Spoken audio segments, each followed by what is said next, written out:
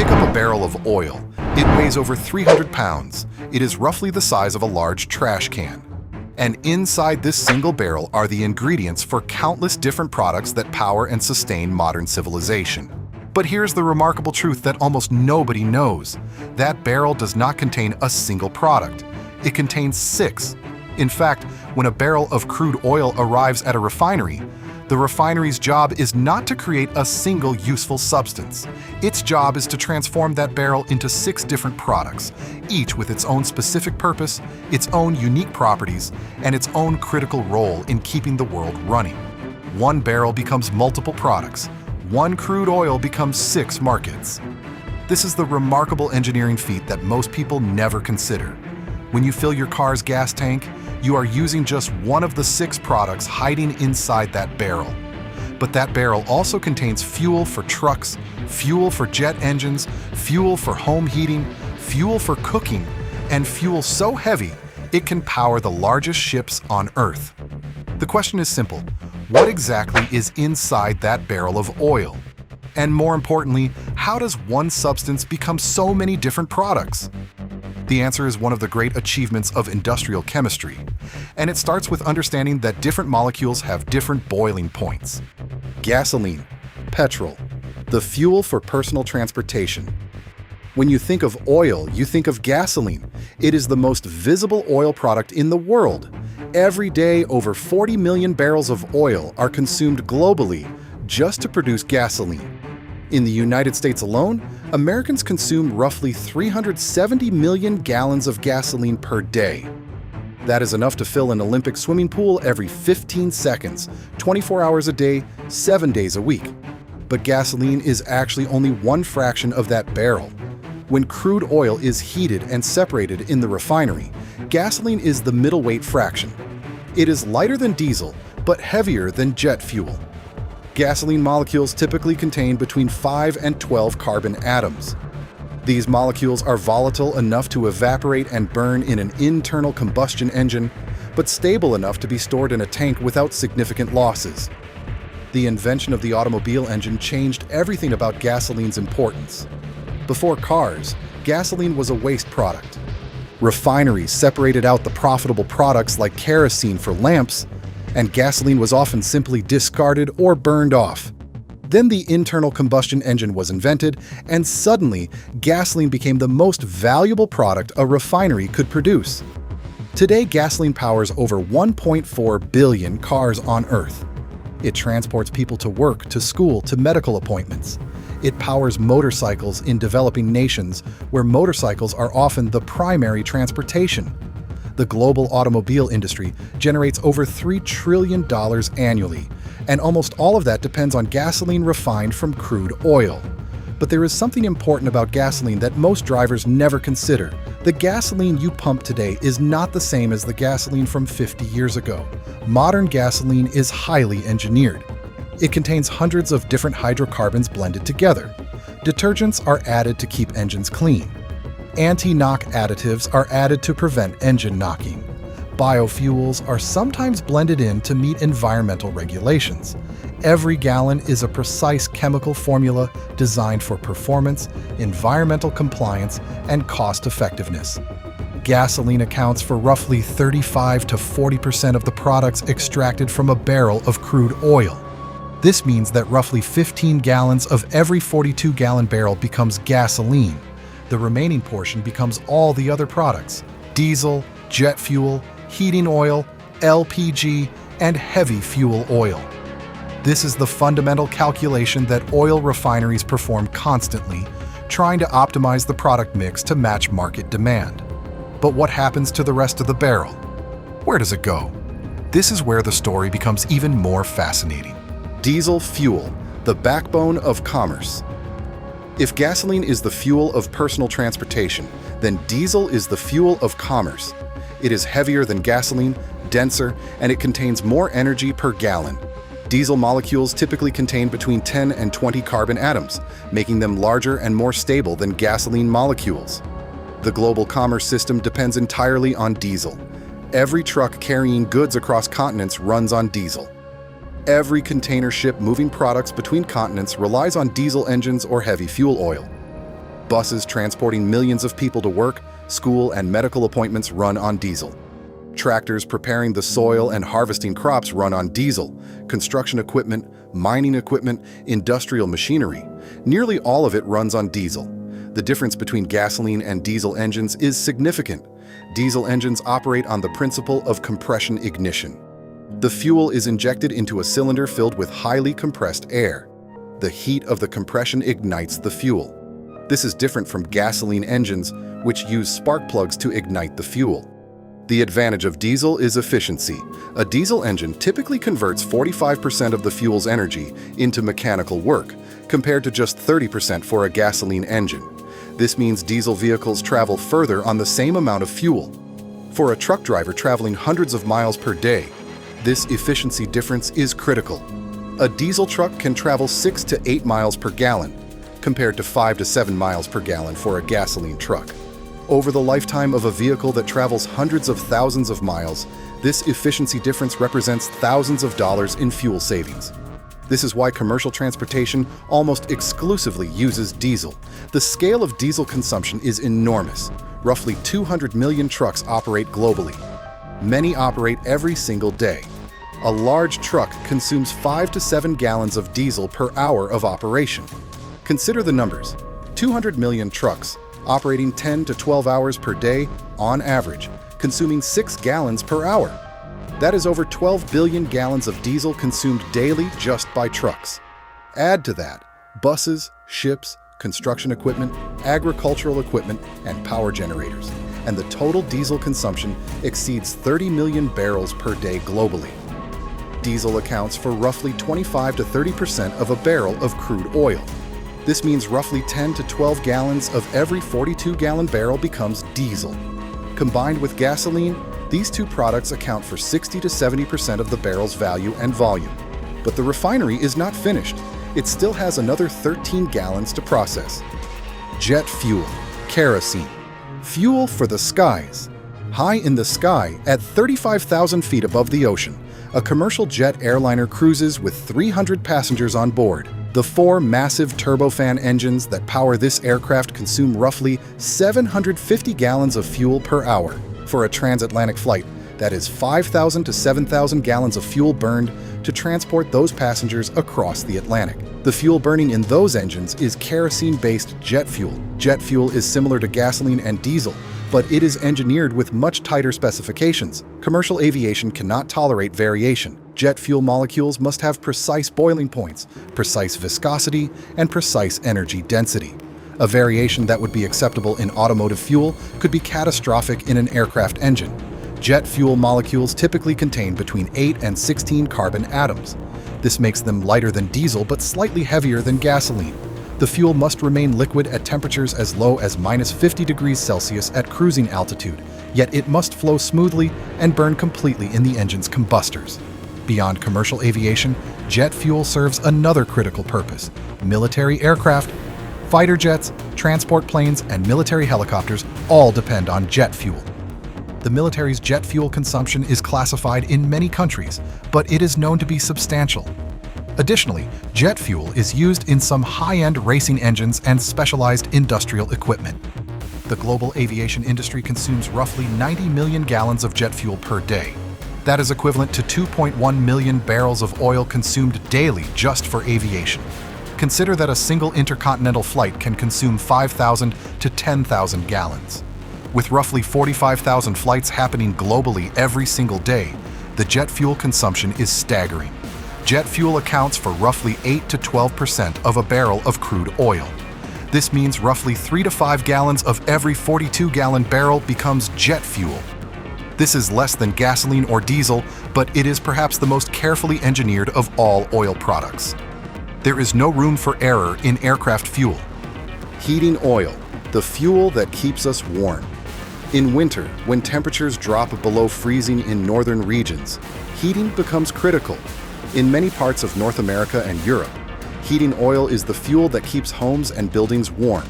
A homeowner fills an underground tank with heating oil, and a furnace burns that oil to heat water or air that circulates through the building. Heating oil is similar to diesel fuel, so similar that many people confuse them. The difference is primarily in the sulfur content and the additives used. Diesel fuel for vehicles has tight specifications because it must burn in a precision engine. Heating oil has looser specifications because furnaces are less sensitive to fuel quality. This allows heating oil to be refined with fewer restrictions, making it slightly cheaper than diesel. In cold climates, heating oil is essential for survival. Without it, people would freeze, schools would close, hospitals would need to evacuate patients. Yet most people who have heating oil furnaces rarely think about the fuel. They simply call for a refill when they run low. The global heating oil market is smaller than gasoline or diesel, but it is still significant. Roughly 4 million barrels of heating oil are consumed daily worldwide. In the United States, roughly 5.5 million households depend on heating oil for winter warmth. In Europe, especially in Scandinavia and Eastern Europe, millions more depend on it. Heating oil's importance varies dramatically by season. In summer, when heating is not needed, heating oil consumption drops dramatically. In winter, demand spikes. This creates a challenge for refineries, which must carefully balance their production to meet seasonal demand. Too much heating oil production in summer when nobody needs it is wasteful. Too little in winter when demand surges creates shortages. Heating oil accounts for roughly 5 to 8% of a barrel of crude oil. This means roughly 2 to 3 gallons of every 42-gallon barrel becomes heating oil. This is less than the previous products, but it is still significant. We are now 27 gallons into our 42-gallon barrel. We still have about 15 gallons left to account for. Liquefied petroleum gas, LPG, fuel for cooking and heating. In rural areas without access to natural gas pipelines and in many developing nations, LPG is the fuel of choice for cooking and heating. LPG stands for liquefied petroleum gas, and it is a mixture of propane and butane. These are hydrocarbons with just 3 and 4 carbon atoms respectively, much smaller molecules than gasoline or diesel. The remarkable property of propane and butane is that they are gases at room temperature, but at modest pressure, they become liquids. This is why they are called liquefied petroleum gas. At room temperature and atmospheric pressure, propane and butane are gases. But in a pressurized tank, they remain liquid. When the pressure is released through a valve, the liquid evaporates into a gas, which then can be used for cooking or heating. This property makes LPG incredibly useful. It is easily transportable in tanks. It is easy to store. It burns cleanly. It is efficient. For these reasons, LPG is used in billions of barbecue grills, kitchen stoves, and home heating systems worldwide. The global LPG market consumes roughly 3 to 4 million barrels of oil daily. In some countries, LPG is the primary fuel for cooking. In India, roughly 300 million households rely on LPG for cooking. In Latin America, Africa, and Asia, hundreds of millions more depend on it. LPG is also used in vehicles. In some countries, particularly Eastern Europe and Asia, millions of cars and trucks are converted to run on LPG. The fuel is cheaper than gasoline or diesel, and the conversion is relatively simple. A pressurized tank is installed in the vehicle, and the engine is modified to burn the gas. What is remarkable about LPG is that it comes from 2 sources. Some LPG is extracted directly during oil production from oil wells. Oil from deep beneath the earth contains dissolved natural gas. When the pressure is reduced, this gas comes out of solution. Some of this gas is propane and butane, which become LPG. Additionally, LPG is produced during the refining process itself. When crude oil is cracked, the heavy molecules are broken into lighter ones, and some of those lighter molecules are propane and butane. LPG accounts for roughly 3 to 5% of a barrel of crude oil. This means roughly 1 to 2 gallons of every 42-gallon barrel becomes LPG.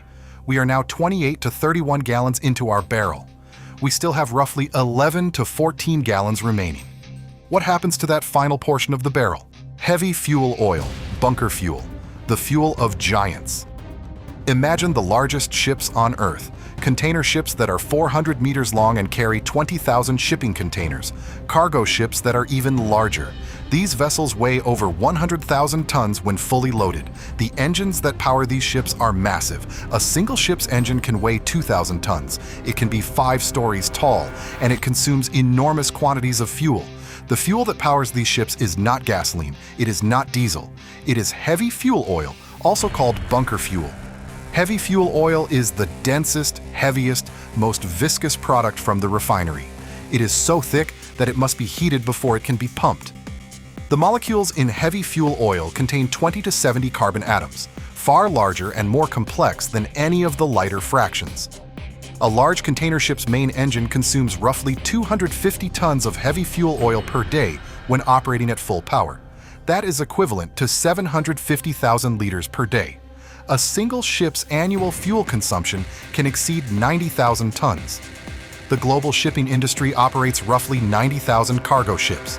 If we assume an average ship consumes half the fuel of a large container ship, that is roughly 4,000 tons of heavy fuel oil per ship per year, or 360 million tons globally. But heavy fuel oil serves more purposes than just ships. Large power plants use it for electricity generation. Industrial facilities use it for process heat.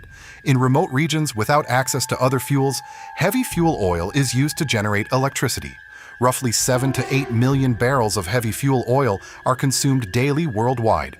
The question that might occur to you at this point is, why would anyone burn something called heavy fuel oil? Why not use diesel, which is cleaner and lighter?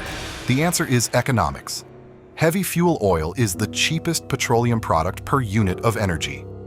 A ton of heavy fuel oil costs significantly less than a ton of diesel because it is the residual product left over after all the more valuable fractions have been removed. For a shipping company operating on razor-thin profit margins, the cost savings of using heavy fuel oil instead of diesel is enormous. For a power plant that operates continuously, the fuel cost is the single largest operating expense. Heavy fuel oil represents the cheapest way to generate the massive quantities of energy required. Heavy fuel oil accounts for roughly 10 to 15% of a barrel of crude oil. This means roughly 4 to 6 gallons of every 42-gallon barrel becomes heavy fuel oil. But here is the remarkable part. In reality, there is often slightly more residual heavy fuel oil left from the refining process than can be easily marketed. In some cases, refineries have more heavy fuel oil than the market demands. When this happens, the refinery faces a dilemma. What does it do with excess heavy fuel oil? One option is to process it further through a process called coking, which breaks the heavy molecules into smaller, more valuable products. Another option is to blend it with other products, or it can be stored, hoping that prices will rise and increase demand. The refinery is constantly balancing supply and demand. The mathematics of a barrel. A single 42-gallon barrel of crude oil contains approximately gasoline 15 to 17 gallons, diesel 10 to 12 gallons, jet fuel 3 to 5 gallons, heating oil 2 to 3 gallons, LPG 1 to 2 gallons, heavy fuel oil 4 to 6 gallons. The remaining 1 to 2 gallons becomes feedstock for petrochemicals, lubricants, asphalt, and other specialized products. This is the miracle of the refinery. A single crude substance is separated into 6 major products, each with its own market, its own price, its own purpose. But the real miracle is that the proportions work out almost perfectly. We do not produce too much gasoline or too little diesel. We produce almost exactly the mix that the global economy demands. Gasoline powers personal transportation, diesel powers commerce, jet fuel moves people across continents, heating oil keeps people warm in winter, LPG cooks food and heats homes, heavy fuel oil powers the ships that connect global commerce and the power plants that generate electricity. Yet there is a larger question hidden in these products. Every product extracted from that barrel is consumed. It is burned or used. The energy that was stored in those ancient organisms millions of years ago is released. The carbon that was sequestered in the earth is returned to the atmosphere.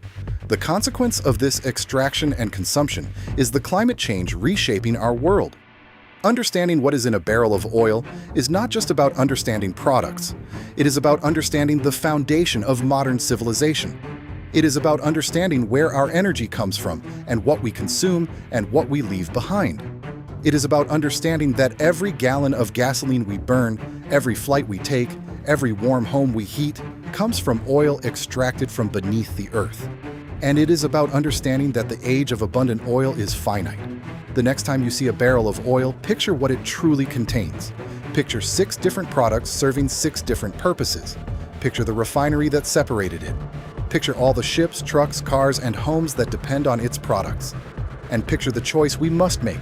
Will we continue to extract and burn these products at current rates, or will we transition to a different energy system? That question will define our future.